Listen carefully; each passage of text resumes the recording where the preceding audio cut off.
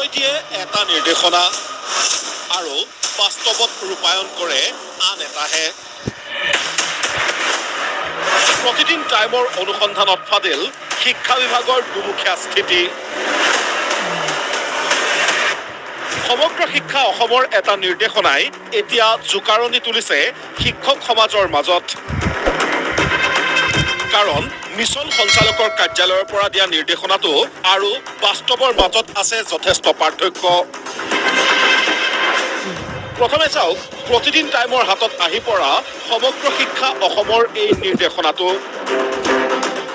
এই বৰ্ষৰ 11 মে'ত মিছন সঞ্চালক ওম প্ৰকাশে দিয়া নিৰ্দেশনাটোত স্পষ্টকৈ লিখা আছে বিদ্যালয়সমূহৰ বাৰ্ষিক অনুদানৰ 50% মুকলি কৰি দিছে চৰকাৰে। কিন্তু বাস্তৱত 50% নহয় 25% ধনহে মুকলি কৰি দিছে চৰকাৰে। অসম চৰকাৰে যোৱা 11 মে' তাৰিখে এখন পত্ৰযোগে অসমৰ বিদ্যালয়সমূহৰ আন্তঃগাঁথনি ধৰণ 50% ইতিমধ্যে মোকলাই দিয়া বুলি পত্ৰ এখন আমি দেখিবলৈ পাইছোঁ। কিন্তু কাৰ্যক্ষেত্ৰত আমি দেখিছোঁ যে খণ্ড শিক্ষা বিষয়াসমূহৰ কাৰ্যালয়সমূহৰ পৰা একাউণ্টেণ্টসকলে যিবিলাক মেছেজ দিছে মানে আমাৰ বিদ্যালয়সমূহৰ প্ৰধানসকললৈ, যে তাত দেখা গৈছে তেওঁলোকক আচলতে 25%হে ফাণ্ড ৰিলিজ কৰিছে। চিঠিখনত লিখা আছে 50% আৰু ফাণ্ড ৰিলিজ কৰিছে 25%। সেইকাৰণে আমাৰ সন্দেহ হৈছে যে আচলতে আমাৰ সমগ্ৰ শিক্ষা অভিযান মিছন সঞ্চালক মহোদয় এই বস্তুটো জ্ঞাত হয় নে নহয়। লগতে নিৰ্দেশনাটোত কোৱা হৈছে যে এই ধৰণৰ ব্যৱহাৰিক প্ৰমাণ পত্ৰ দিব লাগে বিদ্যালয়সমূহে। কিন্তু শিক্ষকসকলৰ মতে অতি কম সময়ৰ ভিতৰত কেনেকৈ দিব ব্যৱহাৰিক প্ৰমাণ পত্ৰ। এনেকুৱা নাভূত নাচুত কথা শিক্ষকসকলৰ মাজত মানে বিয়পাই দিয়া হৈছে বা শিক্ষকসকলে মেছেজ দিছে, নিৰ্দেশনা দিছে যে অতি সোনকালে এই ফাণ্ডটো ৰিলিজ কৰাৰ অহাকালি ৰিলিজ কৰিব বা ৰিলিজ কৰি আছে আৰু অহাকালি বা দুদিনৰ ভিতৰত তেওঁলোকক ইউটিলাইজেশ্যন দিব লাগে, ইয়াৰ প্ৰমাণ পত্ৰ দিব লাগে খৰচৰ। এতিয়া কথাটো হ'ল কি যে বিদ্যালয়সমূহত এখন মানে SMC বিদ্যালয় পৰিচালনা কমিটি আছে।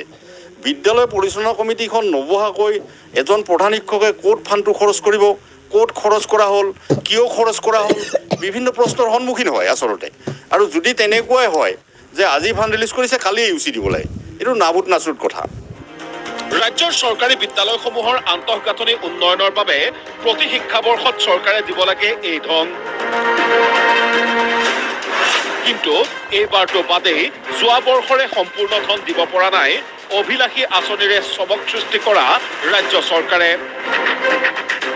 আৰু আপোনালোকে জানি আচৰিত হ'ব যে যোৱাবেলি 2023-24 বৰ্ষৰ আন্তঃগাঁথনিৰ 25% যিটো ফাণ্ড পুঁজি, এই পুঁজি আজিলৈকে মোকলাই দিয়া হোৱা নাই, বিদ্যালয়সমূহ পোৱা নাই। যাৰ ফলত এতিয়া বিদ্যালয়ত তেওঁলোকে যিটো টেবলেটৰ পইচা তেওঁলোকে দিম বুলি কৈছিল, যে টেবলেটৰ যিটো ৰিচাৰ্জৰ পইচা প্ৰতি মাহে অতি কমেও 250 টকা, আজিলৈকে প্ৰধান শিক্ষকসকলে বিদ্যালয় প্ৰধানসকলে নিজৰ পকেটৰ পইচা খৰচ কৰি তেওঁলোকে টেবলেটত ৰিচাৰ্জ কৰিব লগা হৈছে, যিটো ডাটা ৰিচাৰ্জ।